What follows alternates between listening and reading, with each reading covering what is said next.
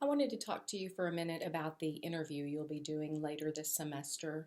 There is a module that you will be turning in a list of answers to questions for me about who you're interviewing, when you'll be interviewing them, any questions or concerns you might have about that interview, how you think they might respond to the interview, and then you will give me the 10 open-ended questions that you'll be asking in the interview. You're welcome to ask more questions than that. You're welcome to modify your questions.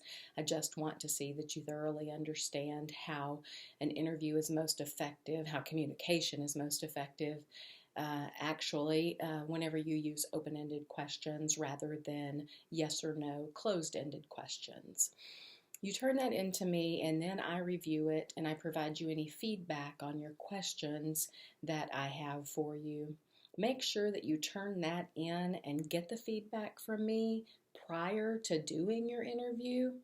You're given the opportunity in the module that directly follows the creation of the questions to alter your questions and make any adjustments to the errors, corrections to the errors that you had on your work in the module where you're developing the questions. So I give you the opportunity to make most of those points up that you might have lost if the questions happen to be closed-ended, or if the questions begin with why, or any of the other things that I mentioned in the slides and in the workbook that are important to avoid whenever you interview or communicate with someone. So that will give you the opportunity to alter those, to correct those, and then you'll do your interview. Once you do your interview, what you turn into me is in 3 parts. There's an example on Blackboard in the module that you'll turn in the interview, how most effectively you can write that interview up. And that would be putting the transcript of the interview, just saying your name and then the person's name and giving me exactly what you said. Only in about 10 minutes of that interview. It normally comes out to be about 2 pages. I don't have to have the entire interview. I don't want the audio or video recording of the interview. I just want a portion of the transcript of the interview. After you've typed that part up on a Word document, then go back through it and perhaps in a different color or a different font so it's easy for me to identify. I want you to indicate throughout your interview from beginning to end, not in a summary at the bottom, but from the very beginning that you turned in on the transcript to the very bottom of the transcript. I want you to identify the communication skills you used. Again, there's an example on Blackboard for you to do that.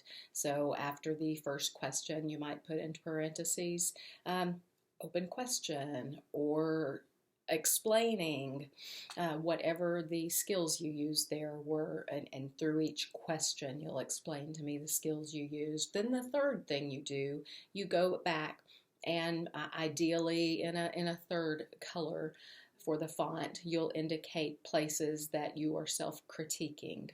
So you might say in one instance that you wish that you had done something different, or you might be positive toward your interview in one area and tell me that you recognize that you are glad that you asked this question in this way. So if you'll again look at the example, you might go back through your interview and say, oh, I see here on that third color font that you're providing, I see here how I interrupted, and maybe they could have gone on longer had I not done that. Or maybe there's another area where you say, I really like the way that I asked that question and nodded my head. It seemed to invite more answer from the person I was interviewing. And that is what you turn in for your interview transcript ultimately. And as you're going through this, like always, please feel free to send me an email or give me a call, or if you need to come by my office for me to explain this to you again, I would be happy to. Just remember, when you do email me, make sure that it is from a UNT email, because sometimes I won't get your emails if you send them from a personal email address. Oftentimes they'll go to a clutter or a junk box, and I do check those. But it also can happen that UNT will completely throw out an email, assuming that it's spam if it doesn't come from another UNT email address.